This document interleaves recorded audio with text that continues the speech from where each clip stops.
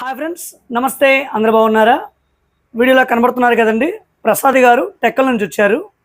వీళ్ళ బ్రదర్ రాజు గారు కూడా వచ్చారండి. ఆయన కెమెరా ముందు రావడానికి సిగ్గుపడుతున్నారు. సో ఇద్దరు 2 సెట్లు అయితే ఆర్డర్ ఇచ్చారు. రాజు గారు ఏమి మనకి ఆయన ఒక ఏవిఆర్ ఉందండి, ఆ ఏవిఆర్కి సబ్ యాంప్లిఫైర్ ఆర్డర్ చేశారు. ఆ sub amplifier dual sub amplifier with sub వూఫర్తో కలిపిస్తున్నాను. అది ఏ విధంగా ఉంది ఏంటి అనేది ఈ వీడియోలో మీకు నేను చూపిస్తాను. చాలామంది అడిగారు, సార్ సబ్ యాంప్లిఫైర్ ఇంటర్నల్ ఏ విధంగా డిజైన్ చేస్తారు ఏంటి మాకు చూపించండి అనేసి. అదేవిధంగా సబ్ వూఫర్ మేకింగ్ కూడా అడిగారు. మరి ఈ వీడియోలో పాసిబుల్ కాదండి, నెక్స్ట్ వీడియోలో ఖచ్చితంగా మీకు సబ్ వూఫర్ మేకింగ్ కూడా నేను చూపిస్తాను.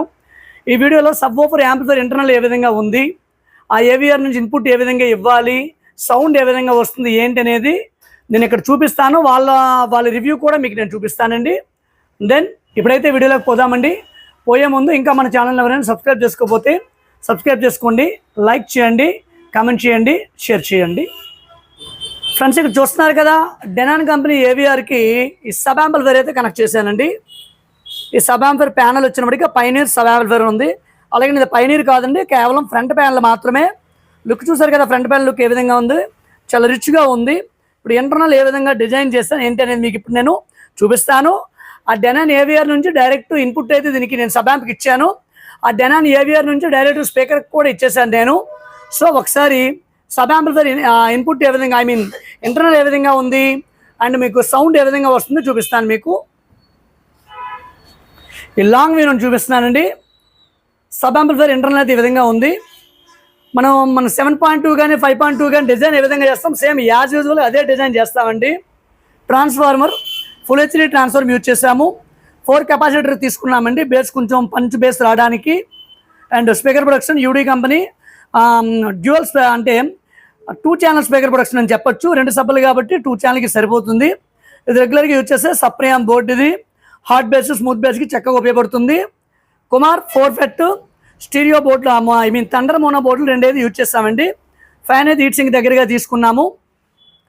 ఫ్రెండ్స్, ఈ వీడియోలో మీకు నేను చెప్పేది ఏంటంటే, ఒకసారి ఒక సబ్స్క్రైబరు, ఐ మీన్ ఒక వ్యక్తి మనకి కామెంట్ పెట్టాడు, మీరు ఏవిఆర్లకు ఇచ్చినప్పుడు మీరు ఖచ్చితంగా 4 మాస్ఫెట్ బోర్డు కాకుండా 6 మాస్ఫెట్ బోర్డు పెడితే చాలా చక్కగా వస్తుంది, అది వస్తుంది, ఇది వస్తుంది, ఏదేదో చెప్పారండి.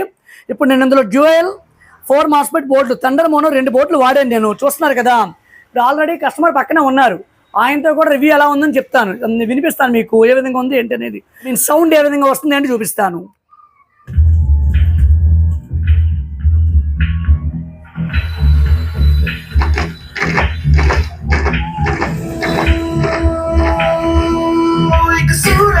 निकला था कुछ पाया पिघला था एक आंधी आई थी जब दिल से आह निकली थी.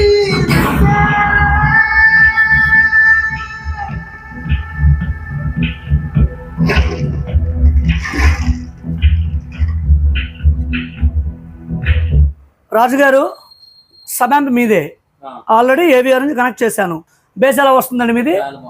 ఇబ్బంది ఏమైనా ఉందండి? మీకు జేబిఎల్ సబ్ నేను బిగిన్ ఇచ్చాను, దాని మీద బేస్ చెక్ చేశాను, క్వాలిటీ ఎలా ఉందండి? మీరు సాటిస్ఫై కదా? జేబిఎల్ వాడినా, సోనీ వాడినా, పైనీర్ వాడినా ఈ 4 మాస్ఫెట్ బోర్డులు చక్కగా సెట్ అయిపోతాయి. అలా కాకుండా RDS, rebel audio, Charles audio, పైనీర్లో dual voice coil, Rockford subwoofer, ఇలాంటి డ్యూయల్ వాయిస్ కాయిల్తో సబ్ వూఫర్ ఎవరు వాడతారో చూడండి. వాళ్ళకైతే ఈ 4 మాస్ఫెట్ బోర్డు అయితే సెట్ కాదండి, వాళ్ళు 6 మాస్ఫెట్ బోర్డు అయితే యూజ్ చేయాల్సి ఉంటుంది. ఓకేనా ఫ్రెండ్స్, మరొక వీడియోలో మరొక కలుద్దాం. Thank you.